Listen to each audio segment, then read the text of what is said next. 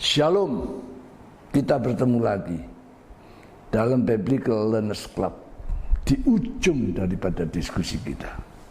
Ini adalah penutup rangkaian diskusi kita, yaitu episode 25, ciri dan rahasia pemenang. Ini yang kita ingin tahu, bagaimana kita bisa menang. Kita berdoa. Bapa di surga, Yahweh Elohim, terima kasih Engkau telah memimpin sampai di ujung dari diskusi kami. Dan kami akan mencari tahu untuk belajar apa ciri dan rahasia pemenang yang akan menyambut kedatangan kembali Tuhan Yesus.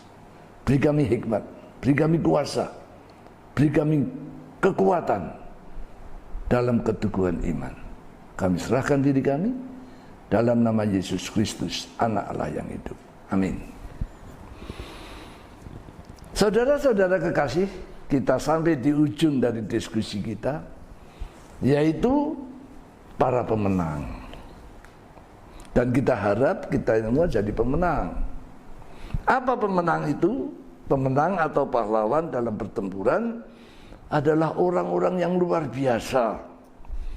Mereka pastilah mempunyai kiat atau pengalaman yang luar biasa sehingga mereka bisa menang. Mereka bukan orang biasa. Benarkah demikian? Dan ini sangat penting bagi kami yang masih dalam pertempuran ini untuk bisa menang. Ada satu pertanyaan yang berat yang Alkitab katakan bagi kita tentang orang menang itu.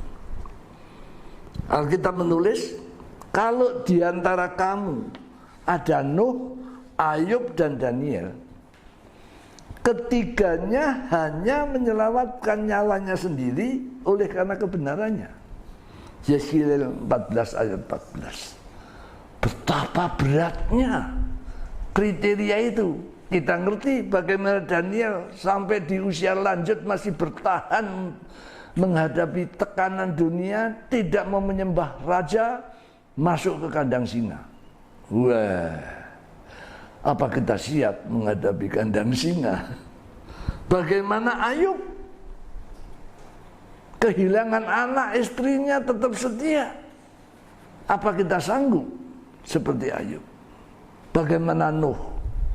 120 tahun dia membangun kapal, mentaati perintah malaikat Tuhan di tengah dunia yang belum pernah ada hujan dan banjir, sehingga Daniel dimaki-maki seperti orang gila. Saudaraku, kalau melihat kriteria seperti itu, kita bisa mengatakan bahwa berat sekali jadi pemenang itu. Saya tidak ngerti apakah saudara dan saya sanggup jadi pemenang itu. Tetapi saudaraku, jangan takut. Allah itu adil. Allah itu baik. Di dalam prinsip hukumnya dikatakan, jangan Allah ayah dihukum mati karena anaknya, dan janganlah anak dihukum mati karena ayahnya. Setiap orang harus dihukum mati karena dosanya. Ulangan 24 ayat 6. Artinya keselamatan itu pribadi. Jangan percaya ada rombongan gereja, rombongan agama yang masuk surga. Itu penipuan. Keselamatan kepada kita itu adalah perjuangan dan sikap kita pribadi. Ini yang paling penting bagi kita untuk menjadi pemenang. Artinya saudara dan saya harus punya sikap sendiri, akal sehat sendiri, menentukan pilihan sendiri untuk mau jadi pemenang atau jadi pencundang. Saudaraku yang kekasih, sebuah pertanyaan besar. Siapakah mereka yang termasuk di antara pemenang? Susah kalau kita melihat Ayub, Nuh dan Daniel. Maka kita melihat aja yang kebalikannya. Siapakah mereka yang ditolak untuk tidak jadi pemenang? Nah, ini lebih gampang. Kalau kita tidak melihat dari sisi positif, kita melihat dari sisi negatif. Kalau yang bisa menang itu hanya Ayub, Nuh, dan Daniel, berat. Tapi kita bisa melihat sekarang, yang ditolak siapa? Dikatakan dalam Alkitab, tetapi orang penakut, orang yang tidak percaya, orang keji, orang pembunuh, sundal, tukang sihir, penyembah berhala, dan semua pendusta, mereka akan mendapat bagian mereka dalam lautan api yang menyala-nyala, dan mereka ada dalam kematian kedua. Wahyu 21 ayat 8. Nah, ini agak ada harapan sekarang. Jadi siapa yang tidak masuk ke dalam kerajaan surga atau tidak jadi pemenang? Mereka yang penakut. Wah, mungkin saudara dan saya harus berani. Saya tidak penakut. Gampang. Mereka yang tidak percaya, oh saya percaya. Nah, sudah ada kesempatan. Saudaraku, marilah kita melihat ciri-ciri mereka sekarang. Yang pertama, mereka ambil bagian dalam kodrat ilahi. Ini yang penting. Orang yang mau masuk ke surga harus punya kodrat ilahi, karakter ilahi. Kayak apa karakter ilahi? Nggak sulit, nggak sulit-sulit amat. Karakter ilahi, karena Allah menciptakan manusia itu jujur, maka karakter ilahi yang diminta Allah itu adalah kejujuran. Karena fitrah manusia itu jujur, maka kembali ke fitrah Allah ya cuma jujur. Tidak repot-repot amat. Apa ciri yang jujur? Yesus memberikan kata, hendaklah ya, kamu katakan ya. Dan tidak, kamu katakan tidak. Matius 5 ayat 37. Inilah gambaran ciri pemenang. Saudara dan saya akan mengangguk dan mengatakan gampang. Saudara-saudara kekasih, kenyataannya kejujuran itu menjadi sulit di tengah dunia. Bahkan banyak orang berkata, tidak mungkin jujur. Sejak Adam jatuh dalam dosa, terpapar oleh egoisme, betapa sulitnya orang jujur. Saudara-saudara kekasih, apakah benar?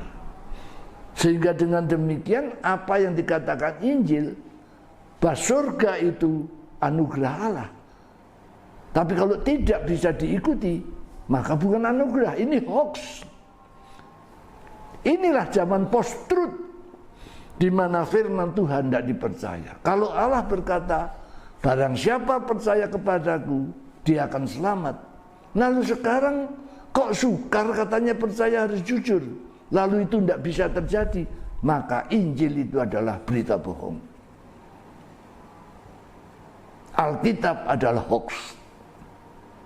Tetapi sebagai orang beriman, saya berkata, saya yakin Allah itu benar, Alkitab itu benar.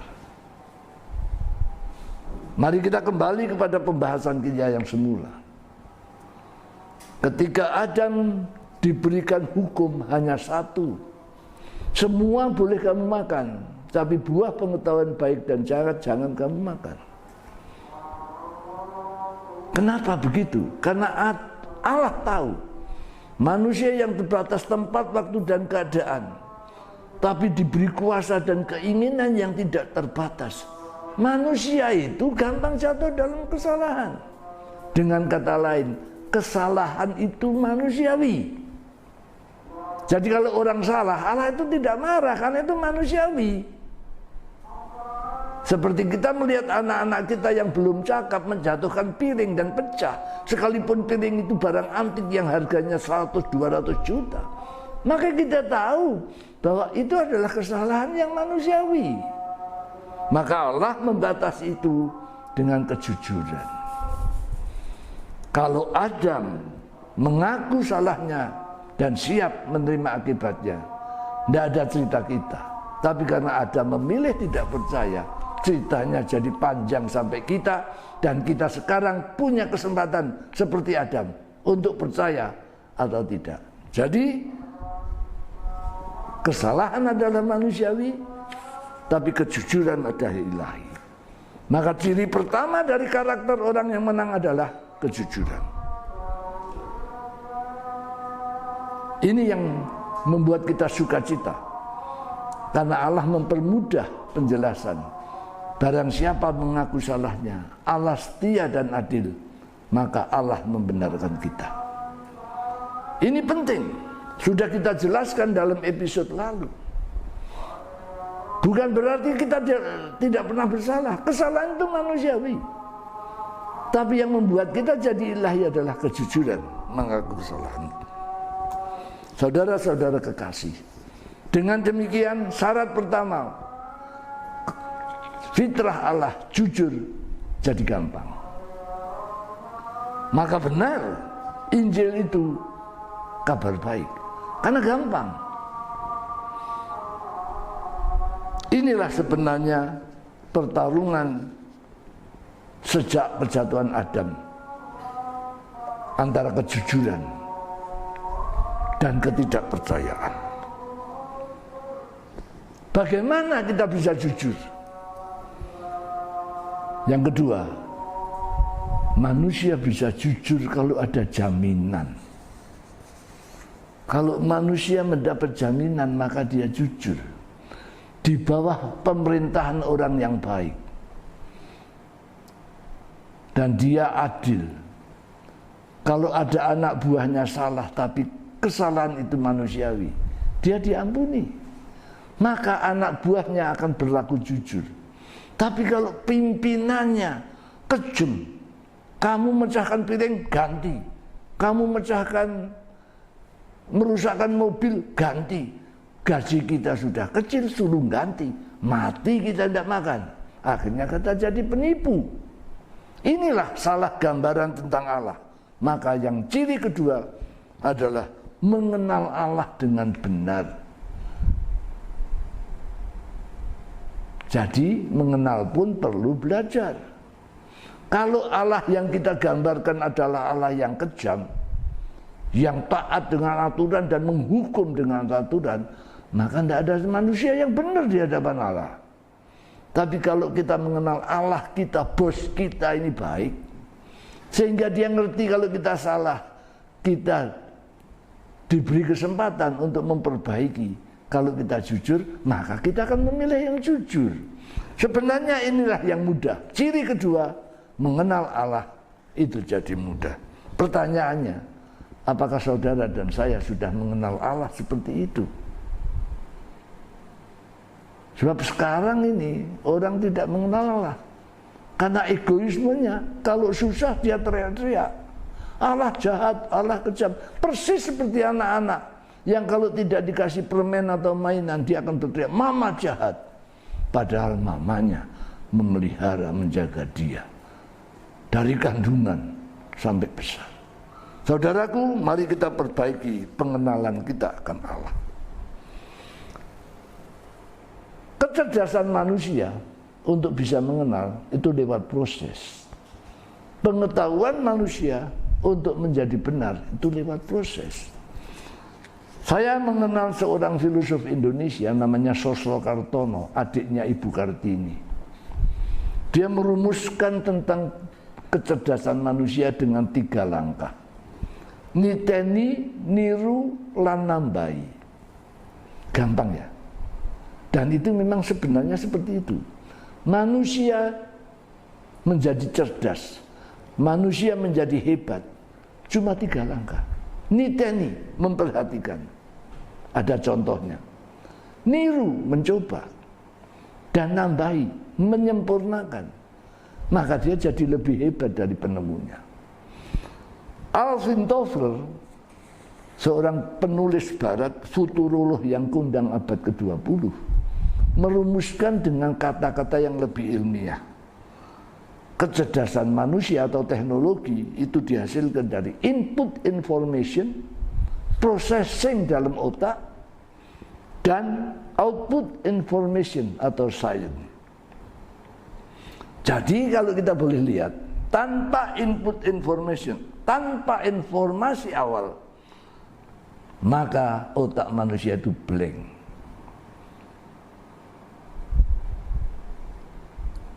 Kosong, tidak berarti. Seperti komputer yang canggih. Apa itu namanya saya tidak tahu komputer. Tetapi kalau tidak ada input data, maka komputer itu ya tinggal menjadi satu kotak kosong yang tidak ada artinya. Nah, saudaraku, marilah kita melihat hubungan kita dengan Allah. Alkitab terang-terangan mengatakan, manusia tidak bisa melihat Allah. Suaranya pun tidak pernah didengar. Jadi kalau ada orang bilang ketemu Allah, manusia bicara dengan Allah, yaitu ya tipu-tipu. Hati-hati. Tapi manusia dengan kecerdasan imajinasi bisa menerima tuntunan Allah, wahyu Allah. Maka Allah berkata, aku akan berbicara kepada nabiku lewat mimpi, lewat penglihatan. Jadi yang ditulis di Alkitab bukan berarti Nabi pernah melihat Allah. Tidak ada. Alkitab konsisten. Oleh karena itu, Allah yang pengasih tidak membiarkan manusia celaka. Maka Allah mengutus anaknya yang tunggal. Itulah Mesias yang menolong manusia untuk mengenal Allah, supaya manusia bisa mengerti kehendak Allah. Jadi kuncinya yang kedua adalah mengenal Allah dan yang diutusnya. Apakah demikian? Ya. Logika nalar manusia dibenarkan. Maka Alkitab berkata, inilah hidup yang kekal, yaitu bahwa mereka mengenal Engkau satu-satunya Allah yang benar, dan mengenal Yesus Kristus yang telah Engkau utus. Gampang sekarang. Yang sulit lagi, saya tidak pernah ketemu Yesus. Saya hanya mengenal Yesus lewat kesaksian Alkitab. Tapi saya membaca Alkitab, tafsirnya beda-beda. Bagaimana kita bisa menemukan yang benar? Alkitab memberikan penjelasan kepada kita untuk belajar dengan kata-kata yang sangat sederhana. Paulus menulis, aku hanya menuliskan kepadamu apa yang kamu dapat mengerti dan apa yang kamu dapat pahami. Semoga kamu memahaminya. Artinya Alkitab itu dalam bahasa manusia. Kita sudah membahas dan kita terjebak dalam dogma dan ortodoksi. Seolah-olah kalau mau jadi umat Tuhan harus mengerti sampai detail bahasa Ibrani. Saya tidak sependapat. Saya orang Indonesia. Saya yakin dengan Alkitab dalam bahasa Indonesia yang diterjemahkan putra-putra terbaik Indonesia, saya bisa belajar kebenaran Allah. Kenapa Alkitab harus ditulis oleh Ibrani, dalam bahasa Ibrani? Karena yang dipilih Allah untuk menerima wahyu, nabi-nabi itu orang Ibrani. Coba yang dipilih itu orang Jawa, ya dia akan pakai bahasa Jawa. Jadi sakralisasi bahasa membuat kita tidak memahami Alkitab. Jangan takut. Apalagi sekarang dengan dunia modern, dengan gadget yang di tangan saya pasang aplikasi translate bahasa Indonesia Inggris. Saya pergi ke Inggris, saya tidak bisa bahasa Inggris. Saya mau beli semangka. Saya tinggal tulis dalam bahasa, saya mau beli semangka. Dan saya pencet, maka apa yang terjadi? Kok HP saya akan bunyi dalam bahasa Inggris kepada pedagang itu. Sehingga dia ngerti. Dan dia menjawab. Saya terjemahkan lagi di situ. Oh, harganya sekian. Saudaraku, jangan kita dibohongi sakralisasi bahasa. Alkitab yang dilindungi Allah dengan firman-Nya, Alkitab yang diterjemahkan dalam bahasa Indonesia adalah bisa dimengerti. Tentu saja bukan tidak ada artinya kalau kita belajar bahasa Ibrani. Kalau saudara mau menjadi doktor teologi, saudara mau menjadi penafsir Alkitab yang sempurna, ya tentu saudara harus belajar Alkitab itu. Jadi kunci hidup kekal mengenal Allah dan Yesus adalah kewajiban kita untuk mencari pengenalan itu. Mengenal Allah dengan benar, walau kita tidak mendengar suaranya dan tidak melihat wajahnya. Percaya dan melakukan seperti yang Alkitab tulis. Sudah kita bahas. Yesus adalah guru, Alkitab adalah buku pelajaran. Kurikulumnya, kurikulum Allah. Dan kita bisa menjadi murid Yesus. Kalau lulus, ya menjadi sempurna seperti Yesus. Lukas 6 ayat 40. Saudara-saudara kekasih, betapa sedihnya kita sekarang ini. Ketika Alkitab yang sama, Allah yang sama, firman Allah yang sama, menjadi dua kubu. Bagaimana orang Yahudi dengan ortodoksi Yahudi menolak Mesias, menolak perjanjian baru, berhadapan dengan gereja yang percaya Yesus, tapi menolak Taurat dan menyalahkan Yahudi. Padahal dua-duanya sama. Disinilah kita harus kembali kepada iman yang berpikir. Kita tetap percaya pada Alkitab, perjanjian lama dan perjanjian baru, tapi kita berpikir dengan akal sehat dan kejujuran, sehingga kita menemukan satu kebenaran yang ada di dalam kedua buku itu. Yang ketiga, saudara, bagaimana kita bisa menang? Yang ketiga adalah cinta. Saudara-saudara kekasih, bagaimana mengalahkan egoisme? Itu sudah mendarah daging, dari kecil kita ini egois. Bagaimana orang yang pemarah, orang yang tidak suka sambal, tiba-tiba bisa menjadi orang yang sabar dan lembut dan suka sambal. Saya tidak suka sambal, sekarang saya suka sambal. Kenapa? Rahasianya satu. Karena saya bertemu dengan seorang perempuan yang mencintai saya dan saya mencintai dia. Itulah istri saya, bekas pacar saya. Nah, istri saya suka sambal. Dilatihlah saya tiap hari makan sambal. Akhirnya saya sekarang jadi doyan sambal. Gampang ya. Jadi rahasia kemenangan itu adalah cinta. Karena mengenal, maka kita mencintai. Karena kita mengenal, saya percaya yang saya cintai itu akan berbuat baik kepada saya. Melakukan sesuatu yang baik untuk saya. Maka saya menurutinya. Jadi mengenal, percaya, nurut, cinta, akhirnya kita jadi pemenang. Gampang sekali, saudaraku. Jadi menjadi pemenang bukan yang sulit. Pertanyaannya, apakah saudara sudah mengenal dan mencintai Tuhan? Apakah saudara dan saya sudah mencintai Yesus seperti yang Dia kehendaki? Bukan seperti kita. Yang salah kita ini milih cinta nurut kemauan kita. Saya mau kawin dengan seorang gadis yang cantik, yang tinggi semampai, yang kaya, yang pinter, yang setia, dan sebagainya. Lalu seorang psikolog yang pintar menjawab. Adakah seorang kekasih yang baik, setia, suka mendengar, nurut, dan tidak pernah membantah? Ada. Apa? Anjing.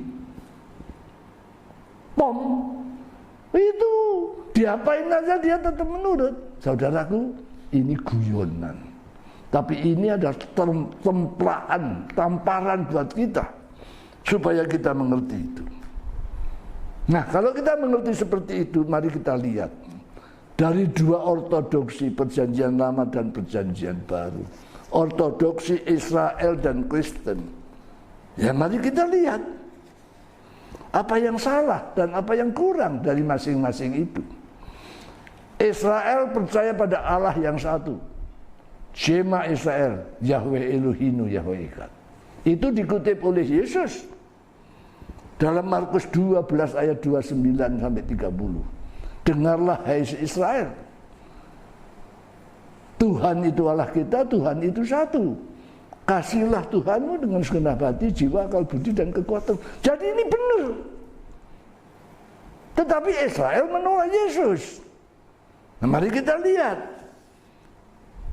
Yesus itu siapa? Kita sudah belajar dari cara baru kita. Yesus adalah orang atau sosok yang diajak Allah untuk bicara tentang penciptaan manusia.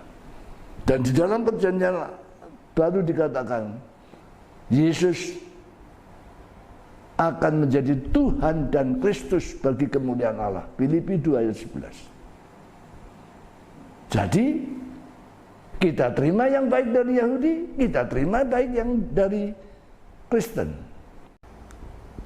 Kita percaya Yesus adalah guru dan Tuhan kita. Tapi dia bukan Bapak kita. Jadi oke, Kristen. Dan kita percaya kepada Yesus, Allah, Ibrahim, Ishak dan Yakub. Kisah 3:13. Allah itu adalah Yahweh. Kita terima yang Yahudi. Jadi kita kenal sekarang siapa Allah kita dan siapa Yesus. Tapi mencapai pengertian ini butuh kejujuran, butuh keberanian, dan bebaskan diri dari egoisme kita. Saudara-saudara kekasih, Yesus memberikan teladan yang sempurna. Dia tidak berbuat dosa, tidak berbuat jahat, dan tidak berdosa. Apa fungsinya buat kita? Kembali kepada pelajaran kita. Kenapa dipilih ular? Apa istimewanya? Seorang yang sudah dipatuk oleh ular berbisa. Tergantung hebatnya bisa itu. Bisa 2 jam kemudian, bisa 3 jam kemudian, bisa 3 hari kemudian mati. Atau mungkin dia tidak mati karena bisanya tidak terlalu kuat, hanya membuat cacat. Lalu bagaimana menyembuhkan bisa ular itu? Alkitab sama dengan ilmu kedokteran yang sama. Maka ilmu kedokteran mengajarkan menyembuhkan orang dari korban patukan ular itu harus disuntak serum. Apa serum itu? Serum adalah seekor binatang apapun dia, biasanya kelinci atau kambing, disuntik bisa ular atau dipatukkan bisa ular. Nah, kalau dia kuat dan tahan, maka binatang itu sudah mempunyai antibodi. Darahnya disempurnakan, itulah serum. Saudaraku, ketika manusia jatuh dalam dosa, sebenarnya manusia punya antibodi. Apa itu? Cinta. Seandainya cinta itu kuat, maka Adam tidak akan binasa. Tapi bisa ular itu melemahkan antibodi, sehingga Adam jatuh dan tidak jujur. Jadi akibat dosa, Adam kehilangan kejujuran. Jadi sekarang apa fungsi Yesus? Dia datang, tidak bersalah, tidak berdosa, mati, tapi dia bangkit dan menang. Darah Yesus, serumnya itu adalah untuk menumbuhkan antibodi dalam kita, yaitu cinta. Supaya kita kembali mengenal Allah yang benar dan mencintai Dia dengan benar. Gampang ya. Saudaraku, inilah makna kemenangan. Inilah makna yang sederhana dari kemenangan itu. Yesus mati untuk memulihkan kita kembali kepada fitrah Allah, yaitu kejujuran. Dan kejujuran itu bisa kita lakukan, mengalahkan egoisme kita kalau kita mengenal Allah yang benar, mencintai Allah yang benar, maka kita menjadi orang jujur di hadapan Allah. Indah sekali ceritanya itu. Akhirnya saudaraku, rahasia besar dari kemenangan kita adalah, maukah saudara jadi pemenang? Saudara dan saya adalah pemenang. Marilah kita melihat orang yang gagal, yang sudah kita baca tadi. Orang yang gagal adalah orang yang penakut. Orang yang gagal adalah orang yang tidak percaya. Mari kita jangan ikuti mereka. Mari kita percaya. Bagaimana? Mari kita kenali Allah. Kita rasakan cintanya. Dan kita menjadi mencintai Allah dan percaya. Saudaraku, inilah rahasia para pemenang. Kita tidak bisa ngomong mencintai Allah yang tidak kelihatan, tapi tidak mencintai sesama manusia yang kelihatan. Maka hukum kedua yang Yesus katakan dalam Markus 12 ayat 31. Yang hukum kedua adalah kasihlah sesamamu seperti dirimu sendiri. Ini rahasia kemenangan itu. Bagaimana mengasihi sesama? Bukan kita menyerahkan harta kita lalu kita jadi miskin. Itu pembodohan. Itu ekstrim. Mengasihi sesama adalah apa yang kamu ingin orang perbuat kepadamu, perbuatlah demikian kepada orang. Matius 7 ayat 12. Jadi Injil itu mudah. Injil tidak membuat kita jadi ekstrim, tapi Injil membuat kita jadi cerdas dan berakal budi. Selamat datang para pemenang. Saudara dan saya adalah pemenang. Tuhan memberkati.